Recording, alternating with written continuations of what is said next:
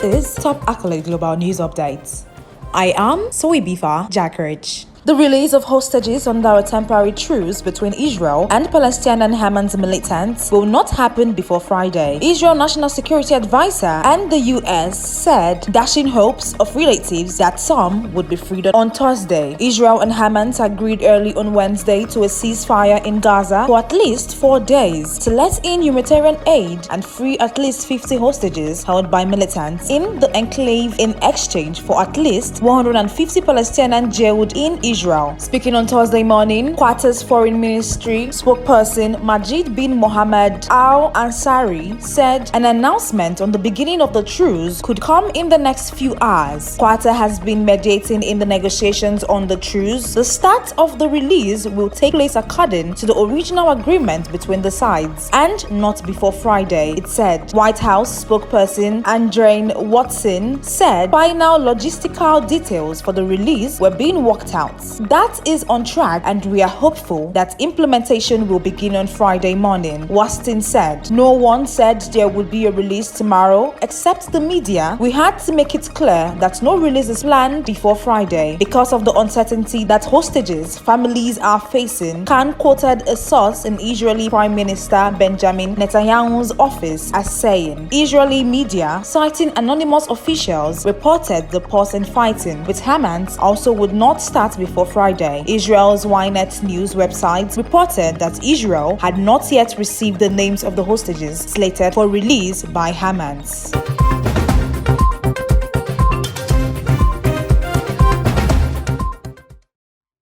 Ahead of OPENAI CEO Sam Altman's 4 days in exile, several staff researchers wrote a letter to the board of directors warning of a powerful artificial intelligence discovery that they said could threaten humanity. The sources cited the letter as one factor among a longer list of grievances by the board leading to Altman's firing, among which were concerns over commercializing advances before understanding the consequences. After being contacted, OPENAI, which declined to comment, acknowledged in an internal message to staffers a project called Q and a letter to the board before the weekend's events. One of the people said an OpenAI spokesperson said that the message sent by longtime executive Mira Murati alerted staff to certain media stories without commenting on their accuracy. Some at OpenAI believe Q, pronounced Q star, could be a breakthrough in the startup search for what's known as artificial general intelligence, AGI. OpenAI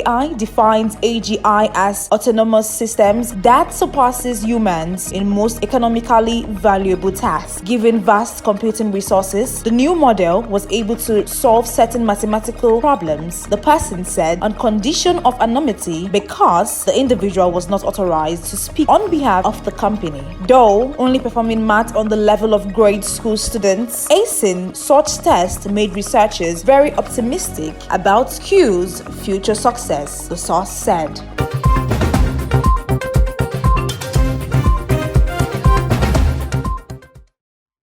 The World Health Organization, WHO, has asked China for details on an increase in respiratory illnesses and reported clusters of pneumonia in children, which its China office on Thursday called a routine check. Chinese authorities from the National Health Commission held a press conference on November 13th to report an increase in incidents of respiratory disease. Authorities attributed the increase to the lifting of COVID-19 restrictions and the circulation of known pathogens such as influenza, mycoplasma, pneumonia, a common bacterial infection that typically affects younger children, respiratory syncytial virus, and the virus that causes COVID-19. On Wednesday, the WHO said groups including the Program for Monitoring Emerging Diseases reported clusters of undiagnosed pneumonia in children in North China. The WHO said it was not clear if these were associated with an overall increase in respiratory infections previously reported by Chinese authorities or separate events. The WHO said it had asked for additional epidemiologic and clinical information as well as laboratory results from the reported outbreaks among children through the International Health Regulations mechanism. It has also asked China for further information about trends in the circulation of known pathogens and the burden on healthcare systems. The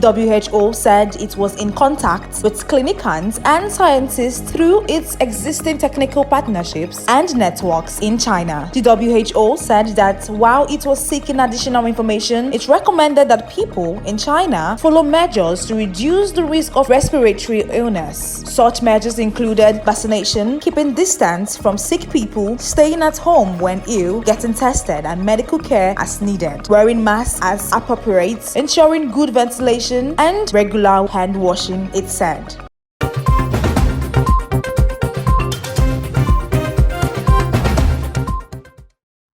Oil prices fell by more than 1% on Thursday, extending losses from the previous section after OPEC Plus postponed a ministerial meeting, leading to speculation that producers might cut output less than earlier anticipated. Brent futures were down $1.02 or 1.2% at $80.94 a barrel by 0625 GMT, after falling as much as 4% on Wednesday. U.S. West Texas Intermediate crude dipped 87 cents or 1.1% to $76.23 after declining as much as 5% in the previous section. In a surprise move, the Organization of the Petroleum Exporting Countries and allies, including Russia, delayed to November 30th, a ministerial meeting where they were expected to discuss oil output costs. Producers were struggling to agree on output levels and hence possible reductions ahead of the meeting, originally set for November 26th. OPEC Plus sources said. 3 OPEC Plus sources, however, said this was linked to African countries, which are smaller producers in the group, which somewhat eased investors' concerns. Analysts said Angola, Congo, and Nigeria were seeking to raise their 2024 supply quotas above the provisional levels agreed at the OPEC Plus June meeting. Angola and Congo have been producing below their 2024 production targets, whilst Nigeria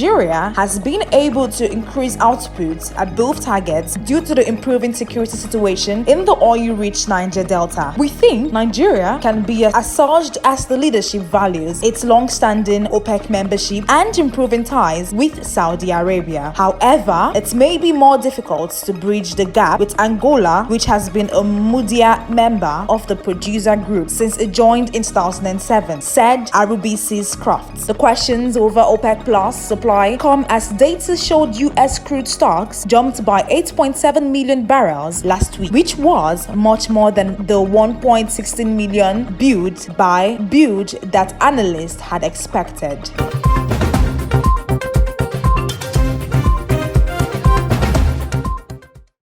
North Korea said on Thursday it would deploy stronger armed forces and new weapons on its border with the South, a day after Seoul suspended part of a 2018 military accord between the two Koreas in a protest over Pyongyang's launch of a spy satellite. North Korea's defense ministry said in a statement carried by the KCNA news agency that it would restore all military measures it had halted on the deal with South Korea, which was designed to de-escalate tension along their shared border. From now on, our army will never be bound by the September 19th North to South military agreement. The statement said, we will withdraw the military steps taken to prevent military tension and conflict in all spheres including ground, sea, and air, and deploy more powerful armed forces and new type military hardware in the region along the military demarcation line. Tuesday's satellite launch was the North's third attempt this year after 2 failures and followed a rhetoric by North Korean leader Kim Jong-un to Russia, during which President Vladimir Putin vowed to help Pyongyang build satellites. Russia and North Korea have denied armed deals but have promised deeper cooperation, including on satellites. South Korea on Wednesday suspended part of the inter-Korean deal in response to Pyongyang's launch and said it would immediately step up surveillance along the heavily fortified border with the North. North Korea accused South Korea of scrapping the deal, known as the Comprehensive Military Agreement (CMA), and said Seoul will be held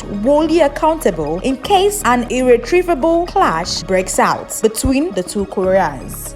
And that is the size of top accolade global news updates. You can follow us on our social media platforms as displayed on your screen. Happy Thursday.